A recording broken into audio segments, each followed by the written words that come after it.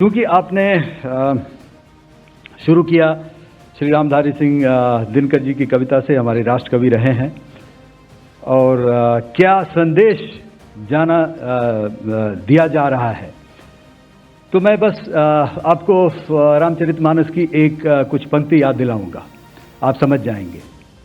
तो याद कीजिए वो पंक्ति जो है, विनय न माने जलधि जड़, भय 3 दिन बीत, बोले राम सकोप तब, भय बिन होए न प्रीत।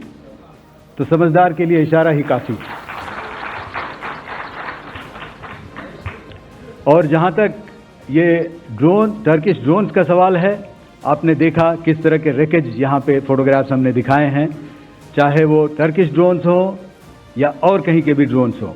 हमारे काउंटर यूएस सिस्टम्स, हमारे ट्रेन्ड एयर डिफेंस ऑपरेटर्स पूरी तरह सक्षम हैं, और हमारी देश की जो इंडिजिनस कैपेबिलिटी है काउंटर यूएस के लिए, उसने दिखा दिया है कि चाहे किसी भी तरह की टेक्नोलॉजी आ जाए, हम उसको काउंटर करने के लिए तैयार हैं। और मुझे बोलने की ज़्यादा ज़रूरत नहीं है, आपने खुद ही अपनी आंखों से देखा है हमने इनका क्या हश्र किया है।